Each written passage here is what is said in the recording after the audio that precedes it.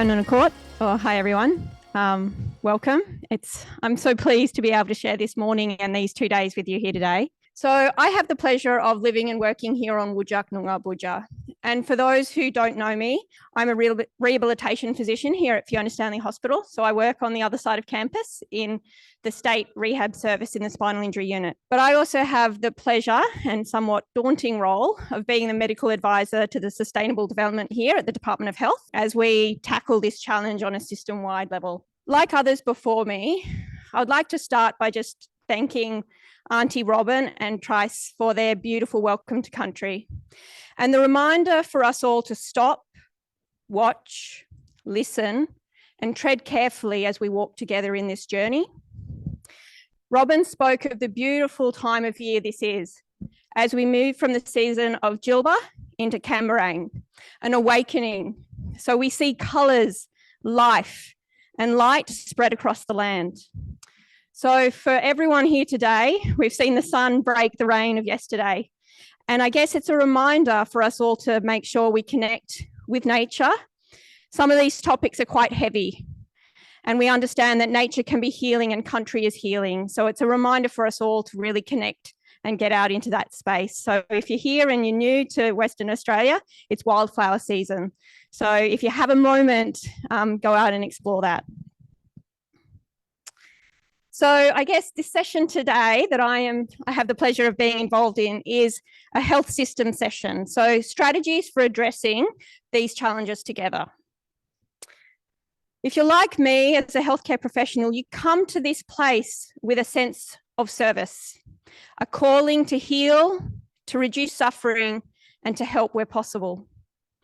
So these topics of planetary health decline really bite at the core of why we're here. We understand there is immense suffering that will come from declining planetary health, but also, I guess, that unease that sits with our contribution to that harm and the necessity for us to take action and to get our own house in order. So we also recognise that planetary health challenges are wicked challenges. Biodiversity loss, climate change, the plastic pollution crisis, air pollution. These are complex challenges with interconnections, relationships, uncertainties, and unknowns. The only way we can tackle these challenges is through a systems approach, a coordinated effort, an approach that is collaborative, that is flexible, and one that recognises the need for us to be purposeful in our actions to make meaningful and transformative change. So in this session, we are going to explore how we, in our organisations, in this sector as a whole, can really build resilient healthcare. And what are our strategic priorities and what structures do we need to set up so we can take that transformative challenge to the next level? We have 3 fantastic speakers today, 2 of whom will be online and the 3rd in the room. And following their discussions, we'll have another question and answer session. So the first speaker is presenting online, and this is Vicktoria Blake. So Vicktoria is the Acting Head of Sustainability for the Te Whatu Ora Health in New Zealand. And she's been a project lead for their climate health working group since November 2021. Vicktoria also spends a lot of time engaging locally in environmental issues, including biodiversity, transport, and waste. So please welcome Vicktoria. Koutou ngā mana mauna, koutou ngā manawa awa, koutou ngā mana whenua o tauranga moana. Koutou te mana whenua o te Wujak Noongar iwi kei Western Australia. Ko raka te maioha kia koutou katoa, tēnā koutou. Ko waio, I whānau mai a hau I Hiratonga I te mātou a Māori. No rongo mai wahine toku tama, kei tauranga moana Aotearoa a hau I ho ana. Ko Vicktoria Blake toku ingoa, ko Aute kai hautu whakaupa mō te whatu ora. To those who derive mana from the local mountain, to those who derive mana from the local river, to those with occupational rights in Tauranga, New Zealand, where I sit, to the traditional owners of the land where the conference is hosted, the Wujak people of the Noongar Nation, I pay my respects to elders past, present and emerging. My esteemed greetings to you all, tēnā koutou. Who am I? I was born in the Hawke's Bay in the North Island of New Zealand. I whanaunga or am related to the ronga mai wahine iwi through my son. I live in Tauranga in the Bay of Plenty, also in the North Island, New Zealand. My name is Vicktoria Blake. I am the Interim Head of Sustainability for Te Whatu Health New Zealand. Ko au te whenua ko au. I am the land is me. This whakatauki or proverb introduces the inherent connection that tangata whenua, Māori, have to the land. Tangata whenua can be translated as born of the land. We are not on the land, or do not use the land. We are the land. This recognition is why during mihi or greetings, the connection to place is so important. As illustrated, in Aotearoa New Zealand, a healthy environment is integral to tangata whenua. By acknowledging ka ora te taiao, ka ora te tangata, the inherent connection between a well environment and human health and well-being, we also acknowledge the whakapapa, or genealogical tie of tangata whenua to the natural environment and their role as kaitiaki or guardians. We acknowledge that we feel more connected to our environments when we recognise that we are a part of nature and not apart from it, and recognise that any degradation of the natural environment or relationships with the environment can have consequences for whole or holistic health and wellness. When we adopt this worldview, it can have a significant impact on our decision making and the way we work. At the time it was signed in 1840, the Treaty of Waitangi was considered to be a radical departure in treaties between Indigenous races and metropolitan powers. It uniquely promised protection of Indigenous resources and possessions in the face of colonisation. The Articles of Te Tiriti o Waitangi have been interpreted and expressed through a set of principles. The principles have evolved over time and provide direction for how we are obliged to consider these principles and reflect on the implications for our mahi or work as health organisations. Te Ao Māori, or the Māori worldview, emphasises the importance of relationships between nature and people. It is a holistic worldview that focuses on interconnection and is grounded in tikanga, or customary values and laws, and mātauranga, knowledge. We here at Te Whatu Health New Zealand acknowledge the importance of incorporating Te Ao Māori and embedding mātauranga Māori into our work program. Māori have a specific role to play as Aotearoa New Zealand investigates sustainable solutions. It is imperative that the health system works to ensure Te Ao Māori perspectives are part of solution development and a principle of partnership is adopted. There is also significant government direction, most significant of which is the Carbon Neutral Government Programme that requires the public sector to be net zero by 2025. Te Whatu have reporting and planning obligations that they are on track to meet and are starting to prepare for offsetting funding implications. The publicly funded health system also has directives in Aotearoa New Zealand's National Adaptation Plan, including the creation of a Health National Adaptation Plan. Te Whatu has made huge progress on sustainability since its inception on the 1st of July 2022. The board have signed up to this and are fully engaged. This is a real opportunity for systemic change for better business and health practices that engage staff and enable emissions reduction. We also acknowledge the significant opportunity for population and staff health improvement through behaviour change, such as active transport, and through the reduction of the adverse effects of climate change and environmental degradation through sustainable practice. We know what we need to do, we know how we need to do it, and we have the expertise and can meet our obligations as long as our needs are supported by appropriate resources. Te Whatu has 3 key work streams. This is very similar to what Madeline was speaking about earlier. The first of which is to ensure that we are able to reduce our health system emissions in line with a 1.5 degree pathway.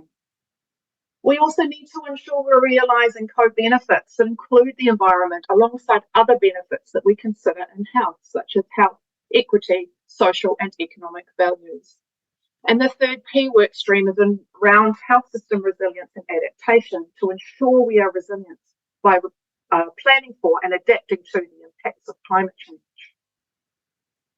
We have achieved a lot in the first 12 months of Te Whatu, much of which is due to the prior work completed by district health boards and wholly supported by the sustainability and energy professionals employed by Te Whatu. The endorsement of the carbon neutral government program policy and the interim work program were among the highlights in the first year, alongside Te Whatu joining networks such as Global Green and Healthy Hospitals. But we've achieved a significant number of other things as well. As was mentioned, we have launched a $99 million energy transition program, which has been co-funded by the central government state sector decarbonisation fund. This fund is aiming for a 25% greenhouse gas emissions reduction by 2025 in Category 1 emissions. It equates to an annual reduction of around 23,000 tonnes of carbon dioxide equivalent. We also have a commitment that by 2025 there will be no more coal-fired energy for the health estate, and have a $12 million program that has been fully funded, again by the State Sector Decarbonisation Fund. This program is well on track to meet its targets, and you can see on the slide here what we have managed to achieve. I think one of the things that we need to really do here is acknowledge our energy managers here in Aotearoa, New Zealand. Tim, who's pictured there, Tim Empson from Canterbury, has led significant work in the South Island, including the Christchurch Hospital boiler transition, which is saving 20,000 tonnes each year, which actually equates to twice the measured footprint of Bay of Plenty region where I stand. Environmental and resilient design is also of importance to us, and we have design guidance notes which have been created which include environmental sustainable design principles. All infrastructure over $50 million must be Green Star 5 moving forward, and we have done a climate risk assessment of our key infrastructure. Pictured here is our Taranaki's new renal unit, Te Huhi Raupo. It has a target to be one of the world's first zero carbon and zero energy certified healthcare facilities.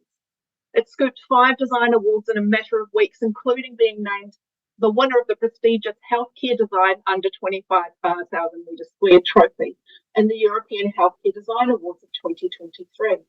It also came in on budget and is a great place to work and receive services according to staff and patients. A great precedent to set for the ongoing improvements to Aotearoa's health estate. We've a newly recruited EV transition program manager to support fleet transition and optimisation across the Whatu or island. Already around 480 fully electric vehicles are in our national fleet, with over 1,000 hybrid vehicles in our fleet of almost 4,400. We also need to celebrate the significant achievements our anaesthetists have made in the reduction of desflurane. Since 2015, we've seen around a 95% reduction in desflurane use, which is saving over 1,100 tonne each year. We're also investigating nitrous oxide destruction units. These destruction units are a great option to help reduce the impact of nitrous oxide. This is simple to use as current Internox systems and use a catalytic process to break down nitrous oxide into oxygen and nitrogen, the normal constituents of the air we breathe, thus significantly lowering the environmental impact, as well as ensuring nitrous oxide doesn't linger in the air, causing harm to our kaimahi or staff. This is an exciting project, and we hope to launch a more formal trial in the future. We are currently working to adopt a national and more strategic view for the implementation of circular economy and waste initiatives, but there are already some great initiatives in place, such as e-waste recycling programs, working with J&J for surgical instrument recycling, PVC recycling through Baxter. We're trialling syringe recycling with one of our contractors and have general recycling happening across the sector. We're also working with MedSal to reprocess hopper mattresses and SCD sleeves and cups. We understand that climate change and environmental degradation impacts on human health and well-being. In Aotearoa, climate change is recognised as a determinant of health in the Pai Order health legislation. We are no longer arguing if this is a thing. We are trying to understand how this thing will impact on our ability to deliver publicly funded health services. including the impacts it will have on our communities, our workforce, and our infrastructure. We're about to kick off a process that will help us to understand the climate change impacts on population and public health in Aotearoa New Zealand under different scenarios. This will allow us to stress test our plans and strategies and will support parts of the sector required to meet TCFD requirements. It will also contain broader climate-related risks and opportunities identified by the group. These can then be used by the individual entities to understand the impact on the individual entity.